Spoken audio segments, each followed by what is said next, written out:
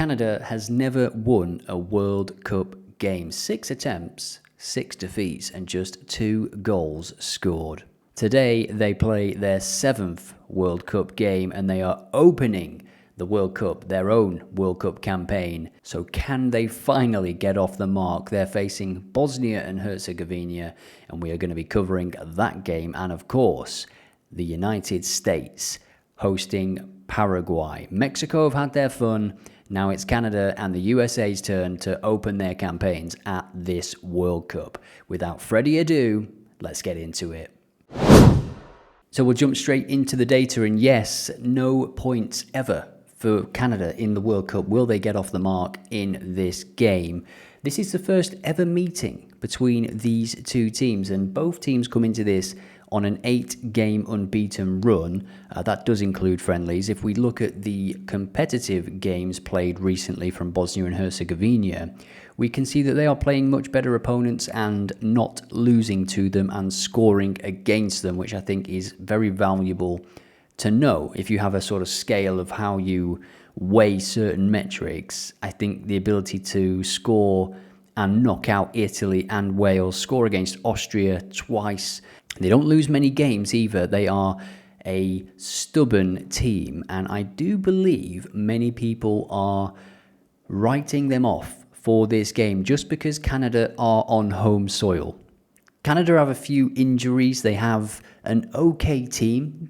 They don't really, without Alphonso Davies in the team, I think, have any top elite world-class players. Please prove me wrong in the comments. But 4.75 for Bosnia and Herzegovina is ridiculous, I think. That is massive, massive value. They are an aging team, but when you look at their players, as we will in the next section of this video, you can see that they're scattered around pretty decent leagues and decent teams in Europe. So I do think they can edge this, but it will be a tight game. Let's take a look at Canada's recent friendly results. So when you're a host nation, all you can do is play friendlies, and it's pretty tough to get that intensity. There's no jeopardy, and you can see that since they sort of knew who they might be playing, they've played more European games. You can see here they were playing Guatemala, Venezuela, Ecuador, Colombia, doing okay, lost to Australia. They don't score many goals, but they don't concede many at this moment in time as well. But again, caveat, they're not playing great teams. Republic of Ireland, Uzbekistan, Tunisia, Iceland. They conceded twice against Iceland. These are not fantastic teams by any stretch, but this is a run that can build your confidence. And under Jesse Marsch, they're going to be well coached. I think they'll try and keep the ball in this game, which is important to remember for later when we come to do our player selections. Have they got a chance? Of course they have, but I think the bookies are maybe overestimating that home crowd in this one. I think the odds for Canada should be a little bit higher. And just jumping back to Bosnia's form, the last 5 games have ended in a draw, and you can see that BTTS, the trend just continues. They put 6 past San Marino, no surprise there. The scoreline that I had in my mind was 1-1, and I think 1-1 as a correct scoreline is 7-1 for this game, so that could be worth investigating for sure. BTTS is now evens for this game. Can Canada score on home soil with the buzz that's in the air? Absolutely. Can they concede with the players they've got versus the experience and technical ability that Bosnia have got? Yes, absolutely. I think BTTS as well is massively overpriced. Maybe it's just me. Let me know in the comments. But when I look at Bosnia here, I see a team that is very, very well built to frustrate their opponents. Now then, on to our World Cup hub, where we are going to be looking at the player stats in a moment. And yes, we are covering the USA game on this video. Just before we get into that, this is the prediction section. BTTS, yes, is my prediction on the official predictions game. And you can see 34% of people have said that Canada are going to win. And that is the most popular pick at this moment in time on the website at the time of recording. Will that change before kickoff? And well done to this comment on the previous video. You have won a month of OddAlerts Pro. I will be in touch. The same applies to this very video. Get your comments in. What is the score going to be in both of these games? Get your score lines in the comments, and I can't wait to read them. Best of luck. So what you can do on the player section is actually just click on the squads here and select a game, and it will just load in all the players. Jonathan David, we see there, 3 goals in his last 10. Juventus fans not really happy with him. He's not the best striker in the world, but he is 1 goal away from 40 in a Canadian shirt. So well played to him if he gets it. In this competition, it would be some place, wouldn't it, to get it? He is on penalties as well, it is worth noting. But we see there at the top of the pile, Edin Dzeko, 6 goals in his last 10. He's just won promotion with Schalke back to the Bundesliga, and he is now at 40 years old, not expected to start this game. He's had a shoulder injury, he had to sit out of the warm-up game. He is 50-50, so hold fire on your player prop selections with Edin Dzeko until you see the lineups. And at the bottom here, we have 2 goals in 10 for Haris Tabakovic, who plays for Mönchengladbach, but also he scored 3 goals in the last 4 qualifying games. So he was a big player for them when they needed him. He is an attacker, so if Dzeko is out, he could very well much be in, and a good option for a shot on target. Now, I just wanted to show you fouls per 90 minutes because Toronto's Richie Laryea, 4.37 fouls won per 90. As a defender, he must be an attacking defender. 4.37 in a league of his own. So for him to win more than 1 foul in the game could be a decent option as well. Now, passes per 90 across the last 10 games, and Steven Estequio, I am definitely not saying that right, but he's a tidy midfielder who plays for LAFC. 75.1 passes per game puts him top of the charts. And actually, when you look at the top 4 players, they are all Canadian players. And Jesse Marsch will try and control this game, but Bosnia may allow Canada to have the ball, which leads me into a player prop selection that I really like. We will get to that after we've checked out the referee. So the referee is another South American referee, Facundo Telo Figueroa.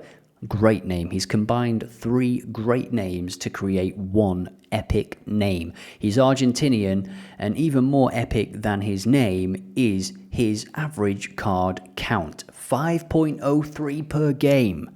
That's heavy. But he is refereeing in the South American leagues. Argentina, 2.01 cards per first half, 3.45 per second half.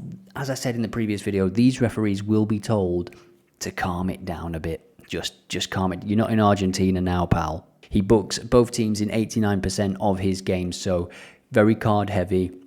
And despite what FIFA have told him, maybe he just goes back to his habits and, his cards coming out every 5 minutes. So with all that said and done, a bit more research on my end as well, this is what I'm going for. As always, get your predictions in the comments if you want a chance to win OddAlerts Pro. Estequio, who we looked at for 58 plus passes in the middle for Canada. Of course, I don't have the luxury of lineups, but from all the things I've read online, it looks like he will start in the middle for them. Bosnia and Herzegovina, we saw the referee, he is card happy.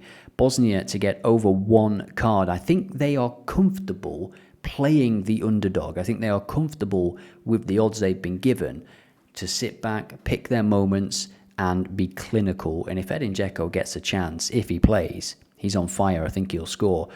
BTTS as well. I was tempted to put double chance in there, maybe draw no bet for Bosnia, but if you can get away with not predicting a result, I think that's always better. You can just then sort of enjoy the game, not rooting for one side. So that is the first selection before we move to the USA game. Let me know what you think in the comments. Every comment automatically entered into a draw to win OddAlerts Pro. Now then, on to the USA, who are hosting Paraguay. A lot of pressure on the USA, I think. They're expected to top the group. A lot of faith in Pochettino. who's definitely not looking around at other jobs already. They've had 21 months to prepare by playing friendlies, and, sometimes that can be a bit of a curse, not having those competitive games to really get a feel for your squad. Paraguay are back at the World Cup for the first time since 2010, and this is the first meeting between these teams since 1930, when the first ever World Cup hat-trick was scored. The USA have lost 3 of their 4 friendlies, but as you can see, they're trying to play decent teams here to see where they're at, and I think that's a good approach, better than playing teams that just make you feel good like Canada have. Belgium, Portugal, Senegal, and Germany. The fact that they've scored against these teams is a good sign, especially Senegal. Senegal are not a bad team at all. Germany, they scored against Germany. Cracking goal, if you saw that. What a volley that was. You can't be scoring those goals every week, and you can't train for those goals as well. So yeah, could be a bit of luck in some of these goals. The Belgium game got away from them, and I think that could happen in a few games. They have conceded 2 or more in each of those games. That is the thing that stands out to me. They are leaking goals. Now to take a look at Paraguay's form, and you should not sleep on this team. This is a team here that is very, very capable of grinding out results. And more than that, really, when you look at their form in qualifying, they've beaten Uruguay. They've gone to Bolivia and gotten a point. If you look at Bolivia's home form, you'll see why that is pretty impressive. Same goes for when they went to Colombia, 2-2 draws. They beat Argentina, world champions, 2-1. They beat Venezuela. They drew with Ecuador. They beat Brazil. They drew again with Uruguay. The Copa America they didn't do so well in, but altogether in qualifying they conceded 10 goals in 18 games. They are a sturdy old outfit, and again, I repeat, they should not be underestimated. This is their first time in the World Cup since 2010 when they got to the quarter-finals, so could they have a similar run in this competition? I do believe that the home nations are just being favoured here. United States to win the group, it's almost odds on. I think there's a potential crumbling for the USA in this competition.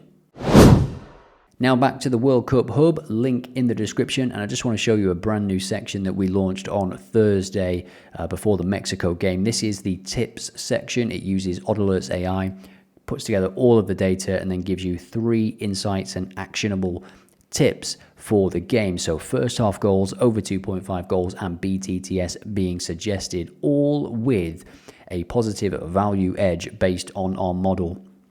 For BTTS here, it says the US have seen both teams to score in 7 out of 10. I do like the look of that, given how they are conceding plenty of goals, but fearless going forward. And Pochettino, his Tottenham team were pretty fun to watch, weren't they? 7 out of 10 BTTS games recently, just 1 clean sheet in the last 10. It does say the main worry is Paraguay's 4 clean sheets in 10, but the model still makes BTTS 52.8%. Now on to players here. We're going to take a look at goals first so you get a feel for some of the players, and 2 of the top 3 players are from the United States and 3 of the top 5. Alex Arce, 6 goals. Ricardo Pepi for the USA, also 6 goals in the last 10 games. Balogun as well. They've got Pulisic, haven't they, who isn't in great goal scoring form, but he will be the talisman for the USA in this competition. Fouls per 90, and we see some of the players now for Paraguay, the top 3, all Paraguay players. Diego Gomez for Brighton is in there, 2.92 fouls per game across his last 10. We've interestingly got a couple of players here, teammates for Vancouver Whitecaps, Kubas and Berhalter.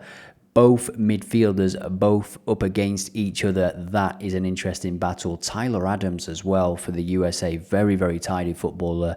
The USA have got a good chance here. Now looking at shots on target, 8 of the last 10 for Zendejas. 7 of his last 10 games he had a shot on target. That is Balogun. And where is Pulisic? He's not in this list. He's not got his shooting boots on in his last 10 appearances. Now, before we jump to Bet365, I just want to show you my official prediction on the OddAlerts Predictions League. I'm going very, very safe here. 1.5 goals at 1.34 points. 0-0 incoming, right?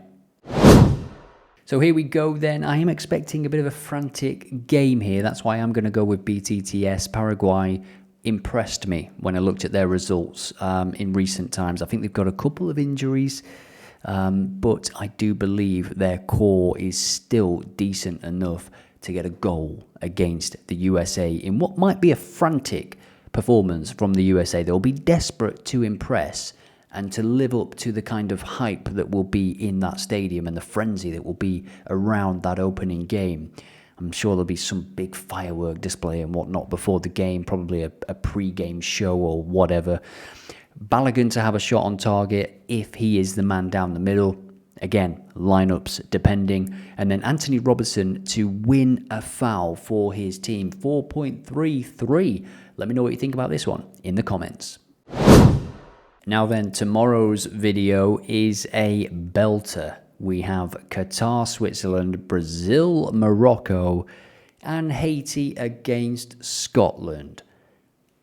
If you are ready for that, then make sure you're subscribed, hit like, and don't forget to add your predictions for the games we've covered in this video in the comments if you want to win OddAlerts Pro. Hope you're enjoying this content. I'm enjoying making it. It's going to be a slog this month, every day, daily videos. So please do hit like and comment to show your appreciation. I will see you in the next one.